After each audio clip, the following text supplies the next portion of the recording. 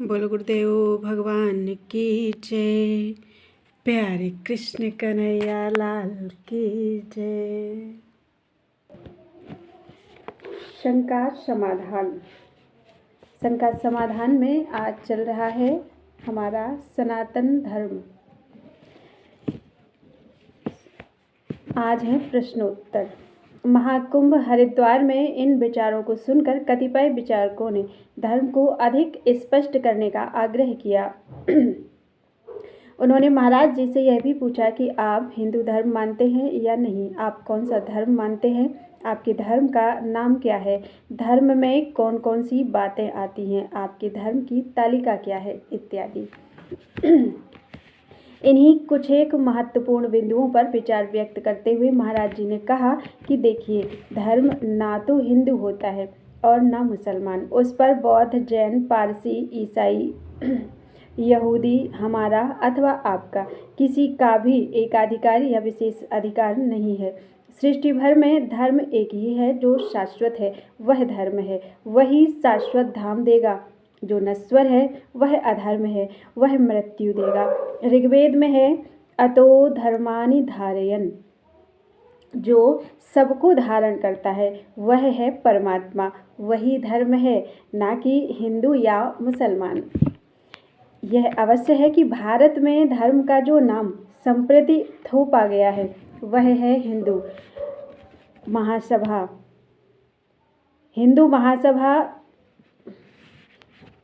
भारत में धर्म का जो नाम संप्रति थोपा गया है वह है हिंदू महासभा, विश्व हिंदू परिषद इत्यादि। अनेक संगठन हिंदू शब्द को लेकर चलते हैं। बौद्ध, जैन, सिख सब इसी की शाखा माने जाते हैं, किंतु इन सब का झगड़ा है तो हिंदुओं से ही। बौद्ध अलग होना चाहते हैं तो हिंदू से, सिख अलग पहचान बनाना चाहते हैं तो हिंदू से, आतंकवादियों का आक्रोश है तो हिंदू से, जबकि हिंदू कोई धर्म है भी नहीं। हिंदू तो एक क्षेत्रीय विशेषण है। गजनी के लुटेरों को भारतीय मंदिरों में संचित धन भंडार लूटने का चस्का लगा तो उन्होंने सीमावर्ती सिंधु नदी के तटवासियों से इस देश की जानकारी ली। उस क्षेत्र में आज भी सा का उच्चारण हा होता है। लिखेंगे शेर सिंह, पढ़ेंगे हेर हिंग। उन्होंने सिंध दरिया को हिंद दरिया और दरिया के पार बसने वालों को हिंदू बताया। वेद में सरितों को हरितों पढ़ना, सरस्वतियों को हरवत्यों पढ़ना, बोलचाल में मास को माह पढ़ना, सप्ताह को हफ्ता और केसरी को केहरी कहना उन्हीं के उच्चारण की देन है। हिंदुस्तान चलना है, हिंदुओं को पकड़ो, हिंदुओं को लूटो कहने वाले आक्रांताओं के हाथ शासन व्यवस्था आ जाने पर उन्होंने यहाँ के निवासियों को हिंदू कहकर संबोधित किया, जो यहाँ की भोली भाली अशिक्षित जनता के रटने में आ गया। उस समय लोग जानबूझकर शिक्षा से के विरत हो रहे हों, ऐसी बात नहीं है। हमारी स्मृतियों का कानून ही ऐसा था कि बहुत कम लोग पढ़ पाते थे, इसलिए बार बार प्रयोग में आने के कारण हिंदू शब्द प्रचलन में आ गया। अन्यथा हमारे किसी भी धर्मशास्त्र में हिंदू शब्द नहीं है। संस्कृत ग्रंथों की तो बात ही छोड़िए। रामचरितमानस उस समय लिखा गया जब मुगलों का दबदबा था, शहंशाह अकबर का शासनकाल था, हिंदू शब्द प्रचलन में था। समसामयिक कवियों ने इसका प्रयोग किया, किंतु गोस्वामी तुलसीदास जी ने इस अनावश्यक शब्द का प्रयोग अपनी लेखनी से नहीं किया। स्वामी दयानंद सरस्वती तक ने आर्य के स्थान पर हिंदू शब्द का प्रयोग उचित नहीं समझा। संतों ने इस शब्द को केवल उद्बोधन के रूप में लिया। अतः हिंदू शब्द ना तो धर्म का पर्याय है और ना यह नाम अरब वालों की ही देन है। यह तो सिंधु तटवर्ती निवासियों के उच्चारण की देन है। हिंद दरिया के पूरब इस पार का यह प्रदेश हिंद क्षेत्र है, हिंदुस्तान है। यह शब्द स्थानवाचक है, ना कि धर्म का नाम। चीन में रहने वाला चाइनीज कहलाता है तो क्या चाइनीज कोई धर्म है? अमेरिका का निवासी अमेरिकन कहलाता है तो क्या अमेरिकन कोई धर्म है? इसी प्रकार हिंदुस्तान में रहने वाला हिंदू कहलाया तो हिंदू धर्म कैसे हो गया? वैसे भी इस देश का नाम हिंदुस्तान कभी नहीं रहा। अत्यंत प्राचीन काल से आज तक के सरकारी अभिलेखों में इसे भारत ही लिखा जाता रहा। किसी देश का नाम पृथ्वी के ही एक एक हिस्से का नाम है, धर्म नहीं। धर्म तो सर्वदेशीय, सार्वकालिक और सबके लिए होता है, और ऐसा है केवल एक परमात्मा। उस अव्यक्त मन वाणी से परे सत्ता का क्या नाम होगा, वह तो अनिर्वचनीय है। फिर भी ईश्वर के संकेतक हजारों नामों में से कुछ एक नामों का चयन समय समय पर किया गया। उदाहरण के लिए वैदिक वाङ्मय में जिसे ध्रुव, शत और संता धर्माणि अर्थात सनातन धर्म कहा गया, परवर्ती भारत में उसी का नाम था ब्राह्मण धर्म। यहाँ ब्राह्मण का अर्थ कोई सामाजिक वर्ग नहीं, गोपथ, शतपथ, ऐतरेय या तांडव नामक ब्राह्मण ग्रंथ नहीं, बल्कि ब्रह्म की प्राप्ति वाली क्रिया से गुजरने वाला प्रत्येक व्यक्ति ब्राह्मण है। इन्हीं क्रियाओं का अनुशीलन करने वाले लोग आर्य कहलाए। आर्य का अर्थ आर्य समाजी नहीं है। आर्य और अनार्य शब्दों के प्रयोग से हमारे प्राचीन आर्ष ग्रंथ भरे पड़े हैं।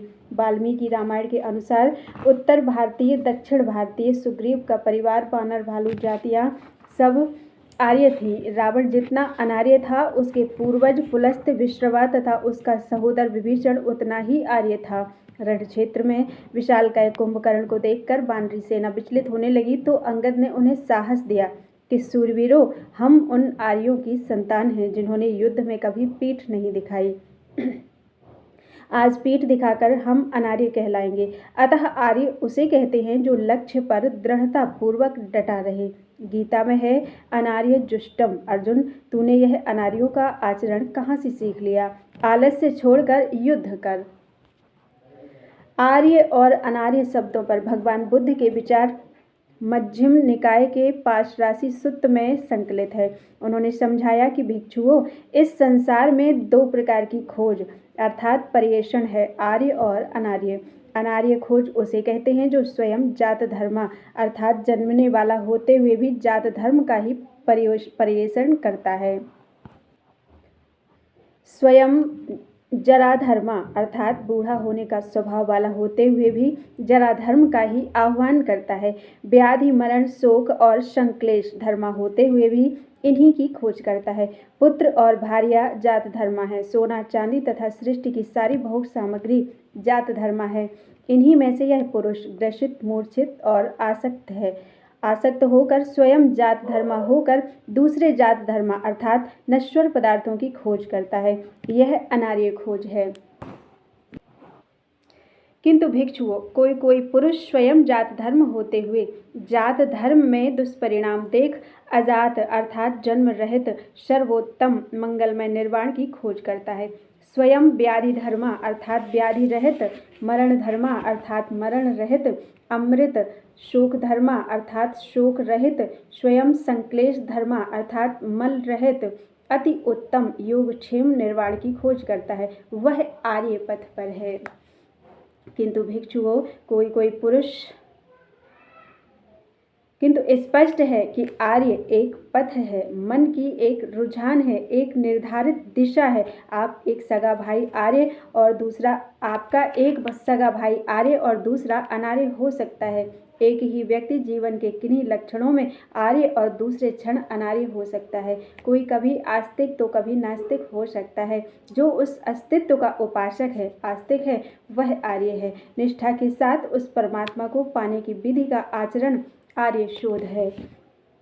और इसके विपरीत जो अस्तित्व विहीन, नश्वर, क्षणभंगुर कलेवरों की कामना करता हुआ भटक रहा है, वह अनार्य है। इसी को महापुरुषों ने कभी विद्या और कभी अविद्या कहा, तो किसी ने इसी को अंतर्मुखी, बहिर्मुखी, सजातीय, विजातीय, दैवी संपद, आसुरी संपद कहा। यह वृत्ति है, एक प्रवृत्ति है। सत्य की प्रवृत्ति आर्य है, असत्य की प्रवृत्ति अनार्य है। इसीलिए पूरा संसार आर्य है और पूरा संसार अनार्य है। वेद में है कि कृण्वन्तु विश्वमार्यम अर्थात विश्व को आर्य बनावे। आर्य बनाए जाते हैं, ना कि जन्म या स्थान से कोई आर्य होता है। संसार की सबसे प्राचीन पुस्तक वेद से गौतम बुद्ध तक सबने आर्य का आशय स्टोनमुखी प्रवृत्ति माना, गुणवाचक माना, ना कि भारत के बाहर से आने वाली कोई जाति। हाँ, भारत में उस परमात्मा की शोध करने वाले बहुसंख्या में थे, इसीलिए भारत को कभी आर्यावर्त भी कहा जाता था। जिस समाज का बहुमत एक परमात्मा के लिए संकल्पवान था, इंद्रिय संयम और मन के निरोध के लिए जो प्रतिबद्ध थे, उनका रहन सहन, खान पान, वेशभूषा, शादी विवाह, नियम कानून सब कुछ सुसंस्कृत था, जो आर्य संस्कृति कहलाई। लेकिन आर्यों की जो मूल क्रिया है, उस पर भारतीयों का ही वर्चस्व नहीं है, वह तो विश्व के मनुष्य मात्र की है। अपने को ईसाई मानने वाला भी यदि उस अविनाशी परमात्मा की खोज में तत्पर है जिसमें अनंत जीवन है, तो वह आर्य है, अन्य कुछ भी नहीं। मुसलमान ही क्यों न हो, सूफी संतों की तरह एक परमात्मा के लिए जो हृदय मन से प्रयत्नशील है, वह आर्य शोध पर है, आर्य ही है। आर्यत्व की मुख्य पहचान खान पान, वेशभूषा, रहने का ढंग या सामाजिक व्यवस्था नहीं है, बल्कि वह योग क्रिया है जिस पर चलकर यह जीवात्मा अपने मूल परमात्मा तक की दूरी तय करता है। सनातन साध्य है आर्यों का, जो दैवी संपद से युक्त है वह आर्य है, जो आसुरी संपद से युक्त है वह अनार्य है। धर्म के लिए वेद में प्रयुक्त सनातन शब्द का आशय है जो सदा से था और रहेगा, वह है एकमात्र परमात्मा, उसी की अंश मात्र से सृष्टि का संचार है। हर कण में वह विद्यमान है, हर आत्मा के लिए उसमें प्रवेश की व्यवस्था है, सभी को वह अविनाशी तत्व पाना है, वही सनातन है, वही सत्य है, वह प्रभु सर्वत्र वास करता है और सुमिरन से वह जागृत हो जाता है, जागृत होकर अपने स्वरूप तक की दूरी तय करा लेता है। यह सनातन सत्य है, इसीलिए धर्म का नाम सनातन है। सत्यान्वेषी महापुरुषों के पश्चात क्रमशः क्रियाहीन लोग उनका स्थान ग्रहण करने लग जाते हैं, तो धर्म के ऊपर आवरण आ जाता है। अनेकों कल्पित पूजा पद्धतियाँ, विकृतियाँ, आडंबर तथा रीति रिवाज धर्म को आच्छादित कर लेते हैं। ऐसे ही तिमिराच्छन्न परिवेश में कोई महापुरुष आलोक पुंज बनकर उभरता है। उसके आविर्भाव के लिए किसी शिष्य परंपरा या गद्दी परंपरा की आवश्यकता नहीं है। अनेक जन्म संसिद्धः ततो याति परां गतिम्। अनेक जन्मों से चला हुआ पथिक कहीं भी जन्म ले सकता है। पूर्व जन्मों के अभ्यास से वह उस योग्यता को अर्जित कर चुका होता है जहाँ पहुंचकर उसे किसी के सहयोग की अपेक्षा नहीं रहती। कई सौ जन्मों से बुद्ध साधु थे। श्री कृष्ण के 10 जन्मों का उल्लेख महाभारत में है। अतः अनेक जन्मों से चलने वाले पथिक का जो प्राप्ति वाला अंतिम जन्म है, योगेश्वर श्री कृष्ण कहते हैं कि वह ज्ञानी साक्षात मेरा ही स्वरूप है। ऐसा पुण्यात्मा कहीं भी जन्म ले सकता है। जन्म लेकर वह उस क्रिया को पुनः करेगा और शीघ्र ही अपना लक्ष्य प्राप्त कर लेगा। लक्ष्य विदित कर जब वह समाज को संबोधित करेगा, तो वही सत्य उसके मुख से भी प्रस्फुटित होगा, क्योंकि उसमें बोलता तो ईश्वर ही है। उस महात्मा की बुद्धि मात्र यंत्र है। मूल सत्य ही उसके मुख से निकलेगा, जो शाश्वत है, सनातन है। इसीलिए विश्व के किसी भी कोने में या किसी भी कबीले में जन्मा हुआ कोई भी संत निंदा का पात्र नहीं है। संत सब एक हैं और समान भाव से ही पूज्य हैं। उन महापुरुषों ने किसी नए धर्म का आविष्कार किया हो, कोई नवीन मार्ग चलाया हो, ऐसी कोई बात नहीं है। अतः आइए हम सब एक धर्म के उपासक बने, जो सत्य है, शाश्वत है, सदा एक रस है, उसमें कोई अलगाव या आविष्कार हो ही नहीं सकता। योगेश्वर श्री कृष्ण ने तो यहाँ तक कह दिया कि ऐसा यह आत्मा अन्य कुछ होने वाला भी नहीं है। जब अन्य कुछ होने वाला ही नहीं है, तो आप कौन सा आविष्कार कर लेंगे।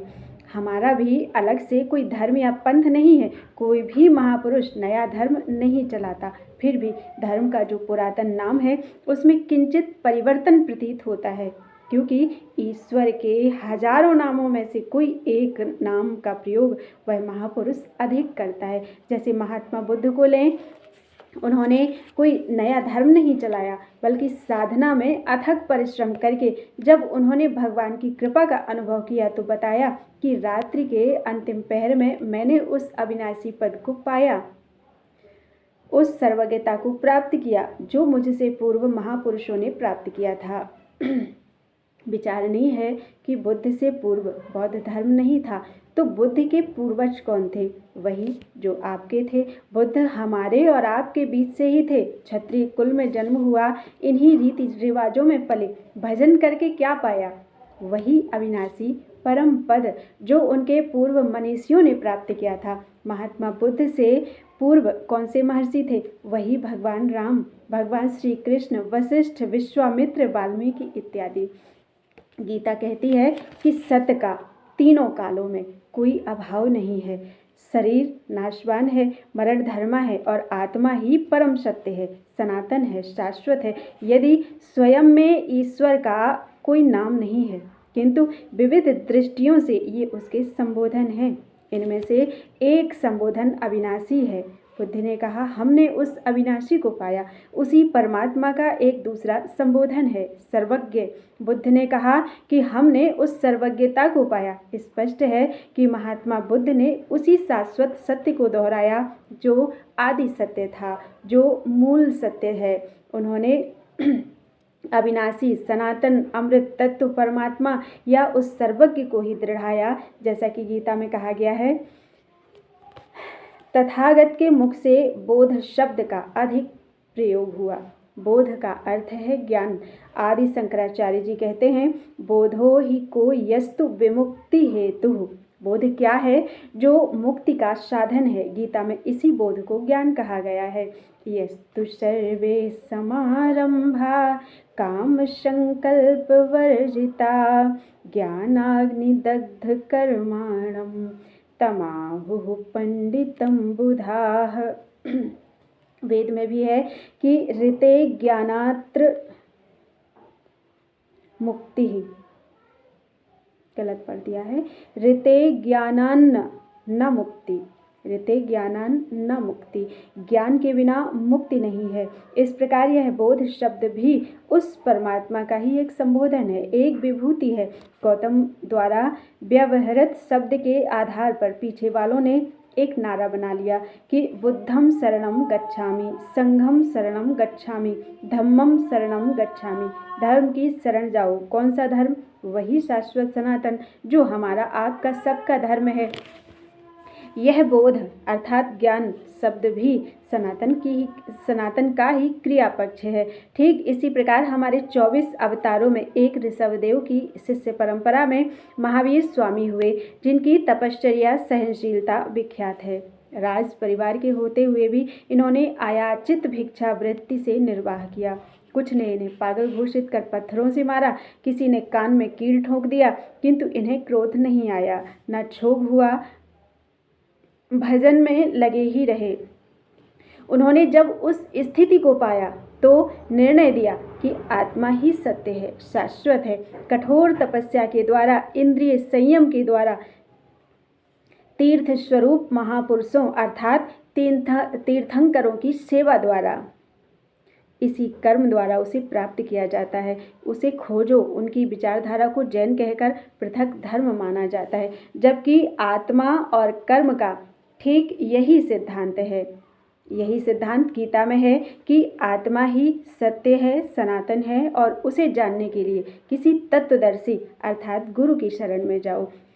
जीव अयन स जैन, अयन कहते हैं घर को, इस जीवात्मा को अपना घर, अपना शाश्वत स्वरूप प्रदान करने का व्रत जैन विचारधारा है। यह मिलता है जिन बनने से, जितेंद्रिय बनने से, केवल बनने से, कैवल्य अर्थात परम पद प्राप्त करने से। यही भगवान श्री कृष्ण भी कहते हैं कि हृदय में स्थित ईश्वर की शरण में जाओ। तत्प्रसादात् पराम शांतिम स्थानम प्राप्स्यसि शाश्वतम। उसकी कृपा से तुम उस स्थान को प्राप्त कर लोगे जो शाश्वत है। यही घोषणा महावीर स्वामी की है कि जीवात्मा को उसका अयन दूंगा। इंद्रिय संयम द्वारा साधन पथ पर चलकर उस मूल का स्पर्श, आत्मा का साक्षात्कार, प्रवेश और स्थिति, यही तो उनकी घोषणा है। फिर उनका धर्म नया कैसे हो गया? सनातन से भिन्न कहाँ रहा। जो श्री कृष्ण ने कहा वही महावीर स्वामी भी तो कह रहे हैं। अतः कोई भी महापुरुष किसी नवीन धर्म का सृजन नहीं करता, बल्कि शाश्वत के नाम पर जो अवरोध रीति रिवाज के रूप में पनप जाते हैं, धर्म लुप्त सा हो जाता है। तो ऐसे युगांतकारी महापुरुषों द्वारा वह आवरण धुल जाता है और जो मूल बिंदु है महापुरुष समाज को उस सत्य बिंदु पर खड़ा कर देता है। इसी प्रयास में सनातन का ही एक नाम जैन पड़ा। गौतम बुद्ध भी अपने को जिन, केवली और वेदगु कहते थे।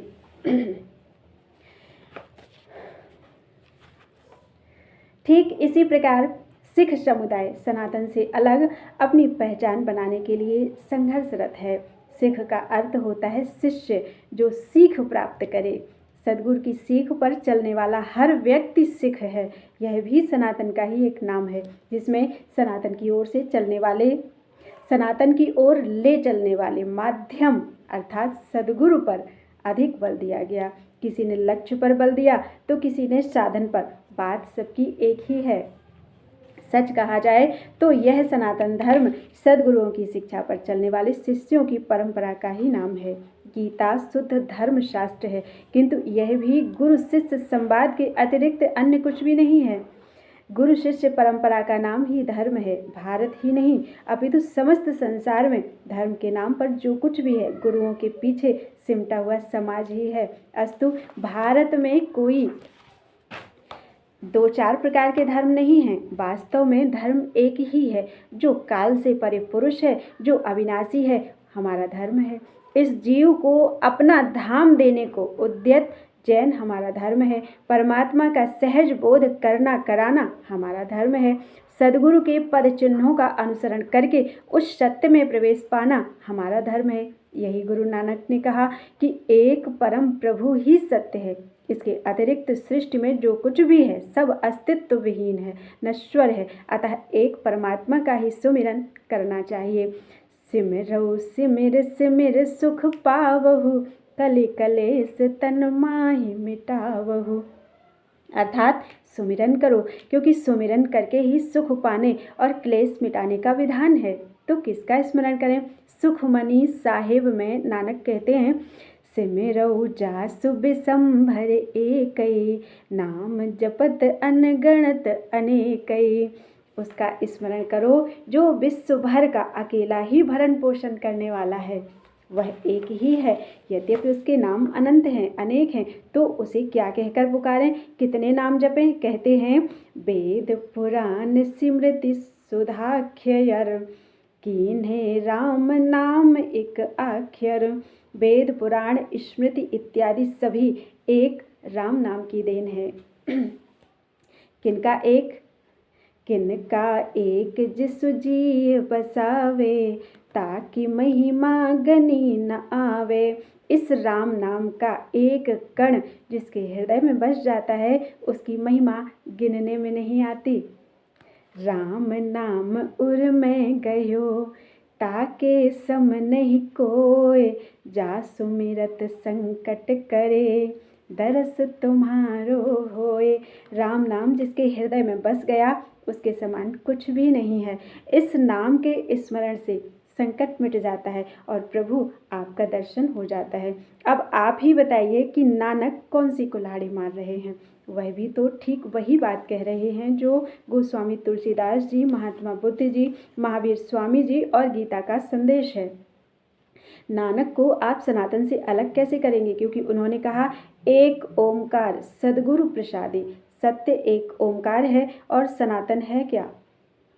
अतः इन महापुरुषों को यदि हम त्याग देते हैं कि ये हमारे नहीं अथवा हमारे धर्म के विपरीत हैं, तो हमने अपने ही पूर्वजों की शोध को खो दिया। उन्होंने जिस सत्य को सबके कल्याण के लिए प्रस्तुत किया, हमने उसका रिकॉर्ड अर्थात लेखा जोखा ही खो दिया। यह हमारी अपनी क्षति है, अन्य कुछ भी नहीं। सत्य को उद्घाटित करने वाला प्रत्येक महापुरुष समर्चनीय है। सबके लिए धर्म का शुद्ध नाम सनातन है। भोजन ऐसे करो, वस्त्र ऐसे पहनो, इन बातों का धर्म से कुछ भी लेना देना नहीं है। यह सनातन नहीं है। सनातन तो एकमात्र परमात्मा है, वही शाश्वत है, अविनाशी है। उसे शस्त्र काट नहीं सकता, अग्नि जला नहीं सकती, जल गीला नहीं कर सकता, आकाश उसे अपने में समाहित नहीं कर सकता। न हन्यते हन्यमाने शरीरे, शरीर के मरने पर भी वह मरता नहीं, वह सदा रहने वाला अमृत तत्व है। वही एकमात्र धर्म है, वही सनातन है। उसके अतिरिक्त सारी सृष्टि, कश्यप और अदिति की संतानें, सूर्य, चंद्रमा, पृथ्वी, पाताल, सब कुछ पुनरावर्ती स्वभाव वाले हैं, जिनका कोई अस्तित्व नहीं है। केवल एक वह परमात्मा ही शाश्वत और सत्य है। यदि उस परमात्मा को हमने जीवन का उद्देश्य नहीं बनाया, उसकी सर्वव्यापकता पर हृदय में विश्वास अर्जित नहीं किया, तो हम सनातनी या धार्मिक कैसे? फिर धार्मिक कौन है? धर्मशास्त्र गीता का निर्णय है कि सृष्टि में जन्म लेने वाला कोई भी प्राणी यदि अनन्य भाव से एक परमात्मा को भजता है तो क्षिप्रम भवति धर्मात्मा, वह शीघ्र ही धर्मात्मा हो जाता है। केवल एक पहचान है कि भजते माम अनन्य भाग। अनन्य अर्थात अन्य ना। गीता के अनुसार धार्मिक होने की केवल एक ही शर्त है, धर्मात्मा की केवल एक ही पहचान है कि भजते माम अनन्य भाग। अनन्य अर्थात अन्य नहीं, केवल एक परमात्मा का जो चिंतन करता है वही धार्मिक है। अध्याय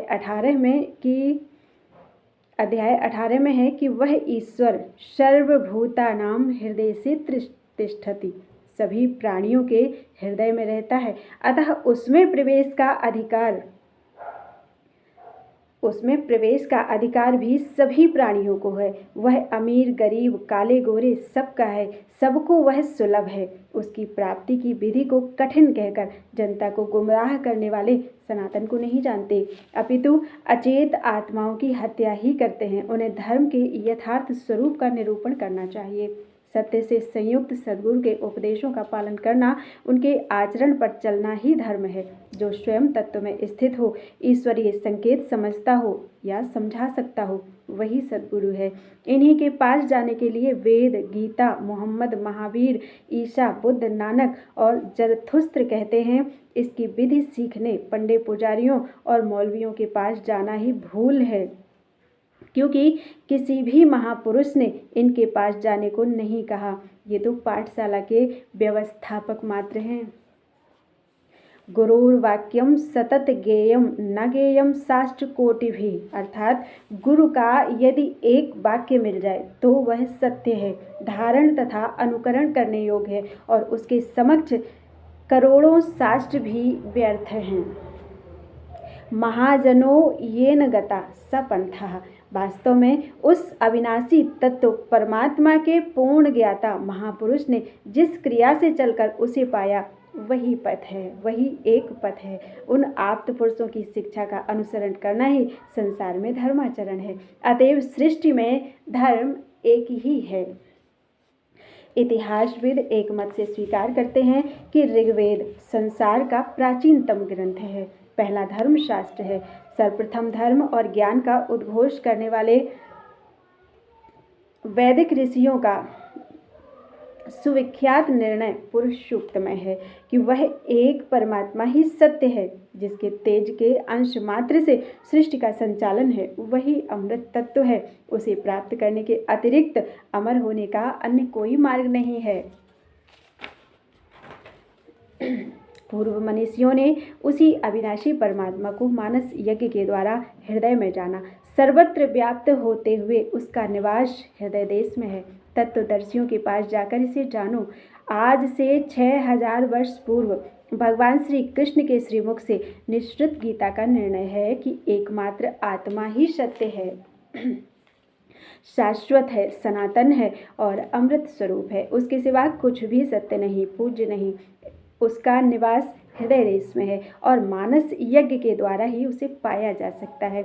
उसकी विधि किसी तत्वदर्शी महात्मा से ही पाई जा सकती है। भारत के विविध भाषाओं के विविध ग्रंथों में इसी मूल ज्ञान अर्थात वेद और गीता का विस्तार है। बुद्ध, महावीर, गुरु नानक, कबीर इत्यादि महापुरुषों के उपदेशों का सार यही है कि परमात्मा एक है और कठोर तपस्या से हृदय देश में जागृत होता है। बुद्ध ने वही तप किया और उसी सर्वज्ञता को पाया।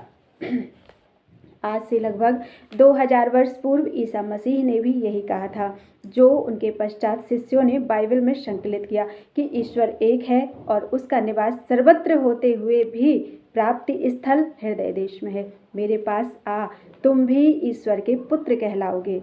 पास आने का अभिप्राय है ध्यान के द्वारा उस ऊंचाई तक पहुंचना जहां महापुरुष खड़ा है।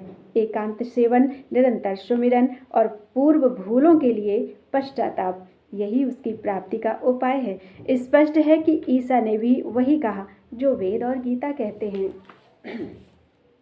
मोहम्मद साहब ने 1400 वर्ष पूर्व अपनी वाणी कुरान में उसी परम तत्व पर प्रकाश डाला जो वेद और गीता का निर्णय है कि ला इलाह इल्लल्लाह अर्थात अल्लाह यानी परमात्मा के सिवाय अन्य कोई पूजनीय नहीं है। उस अल्लाह का निवास दिल में है। दिल मत किसी का दुखाओ बंदे, यह घर खास खुदा का है।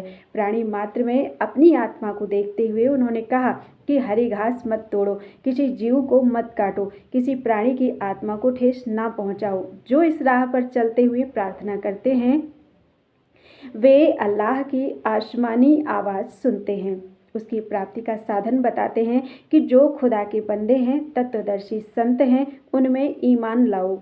उनके निर्देशन में चलकर संसार की हर वस्तु को तिलांजलि देकर कठोर चिंतन करके उसे हृदय देश में पा सकते हो। निष्कर्षतः मोहम्मद साहब के उपदेश वेद और गीता के उपदेशों से जरा भी भिन्न नहीं हैं। वेद तथा वेदों के सारांश गीता में भगवान श्री कृष्ण ने जो निर्णय दिया वही ज्ञान विश्व में अनेक स्थलों पर अनेक भाषाओं के माध्यम से अभिव्यक्त हुआ। कहीं कोई तात्विक भेद नहीं है। वेद और गीता द्वारा उद्घाटित सत्य और साधन पद्धति ही विभिन्न लोगों को समझाने के लिए विभिन्न संतों के द्वारा विभिन्न क्षेत्रीय भाषाओं में कही गई है। उन भक्तों के हृदय में आंतरिक अनुभूतियों के द्वारा परमात्मा ने एक ही जैसा निर्णय दिया है। जब ईश्वर एक है, धर्म एक है, तो धर्मनिरपेक्षता की बात महत्वहीन लगती है। सापेक्ष और निरपेक्ष की बात तो तब उठती जब धर्म एक से अधिक अर्थात 2 और 4 हों। एक ही सत्य को उद्घाटित करने वाला धर्म एक ही है तो निरपेक्ष कैसा? भाषाओं और वेशभूषा की पैरवी धर्म से संबंध नहीं रखती। इसलिए भारत सरकार को चाहिए कि सभी धर्माचार्यों से इस पुस्तिका जैसी तालिका मांग कर धर्म का शुद्ध स्वरूप प्रस्तुत करे।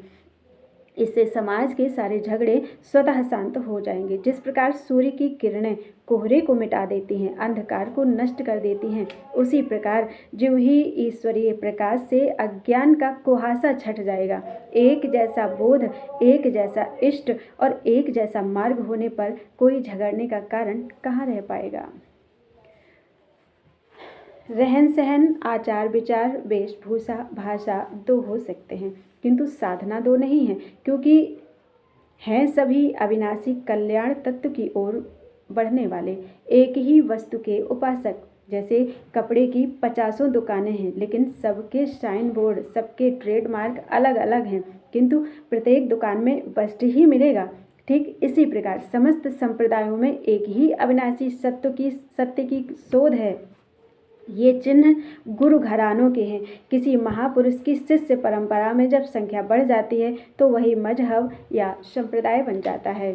प्रत्येक संप्रदाय में कालांतर में सच्चे फकीर और साधनारत लोग अलक्ष्य होते जाते हैं, व्यवस्था ही प्रमुख होती जाती है, तो वे बाह्य ट्रेडमार्क को ही सजाने में लग जाते हैं, भीतरी वस्तु छोड़ देते हैं। इस प्रकार धर्म के नाम पर भ्रांतियों और संकीर्णताओं को प्रवेश मिल जाता है। आप स्वयं विचार करें कि सभी संप्रदायों में आराध्य एक है जो सर्वत्र व्याप्त है, वही अविनाशी तत्व एक ही है। उसे खोजने का तरीका है महापुरुषों का सानिध्य, जो परमात्मा के रसूल हैं, ईश्वर के दूत हैं, तत्वदर्शी हैं, परम तत्व परमात्मा के तद्रूप अनुभूति वाले हैं। प्रकृति के प्रवाह से हटकर परमात्मा के तद्रूप होने वाला साधन एक ही है। मरण धर्मा को अनंत जीवन दिलाना, दुख के स्थान पर अनंत आनंद सबका लक्ष्य है, जिसकी प्राप्ति के साथ देहाध्यास शांत हो जाता है। शाश्वत जो अपरिवर्तनशील है, अमृत तत्व जो मृत्यु से परे है, अकाल पुरुष जहाँ काल नहीं है, इसकी प्राप्ति जिस विधि से होती है उस विधि को धारण करना ही तो धर्म है। वस्तुतः सनातन जो सदैव था और है और रहेगा, उस अविनाशी को धारण करना, उसकी प्राप्ति की क्रिया में अनुरक्त रहना धर्म है। इस पथ पर कोई आरंभ में है, कोई मध्य में है तो कोई प्राप्ति पर। इसमें संप्रदाय कैसा, अलगाव कैसा, विरोध कैसा। मंदिर, मस्जिद, गुरुद्वारा और गिरजाघर परमात्मा की प्रार्थना स्थल हैं। ये ईश्वर के दरबार हैं, परमात्म तत्व की शिक्षा स्थलियाँ हैं, ईश्वरीय पाठशालाएँ हैं। यदि इन स्थलों पर यह नहीं बताया जाता कि ईश्वर क्या है, कहाँ रहता है और उसे प्राप्त करने का तरीका क्या है, तो उसकी स्थापना का उद्देश्य ही समाप्त हो जाता है। ऐसी स्थलियाँ कालांतर में धर्म के नाम पर किसी धोखे को ही जन्म देंगी। जिन स्थलियों में उक्त प्रश्नों का समाधान प्रस्तुत नहीं किया जाता, वे ऐसी पाठशालाओं के समान हैं जिसमें पढ़ाई नहीं होती। केवल पूजा कराने और प्रसाद बांटने वाले मंदिर अपने महान उद्देश्य से दूर हट सकते हैं। भेदभाव की दीवार खड़ी करके अपनी जीविका चलाने वाले लोग सनातन को नहीं जानते, धर्म जानते ही नहीं। सृष्टि में मनुष्य मात्र एक है। ईश्वर पथ में अमीर गरीब, काले गोरे, बुद्धिमान और मूर्ख का भेद नहीं है। इसमें तो अनन्य चिंतन से, अनन्य भाव से जुड़ना ही मुख्य है। एक परमात्मा के अतिरिक्त अन्य कहीं भी श्रद्धा है तो वह भटका हुआ है, सोचनीय है। उस एक परमात्मा के लिए यदि आप उसी की प्राप्ति वाले किसी महापुरुष को पकड़कर चलेंगे तो परमात्मा स्वयं अपना बोध कराएंगे, सामने खड़े होकर समझाएंगे और अंत में अपने स्वरूप में विलय कर लेंगे। इसी का नाम शाश्वत शांति है। अनेक जन्मों से साधन करने वाला पथिक इस लक्ष्य को बाल्यकाल में ही पा लेता है। ओम श्री सद्गुरुदेव भगवान की जय। सनातन धर्म ये विषय आज हमारा पूरा हो चुका है। बोलो वृंदावन बिहारी लाल की जय। राधे राधे कृष्ण।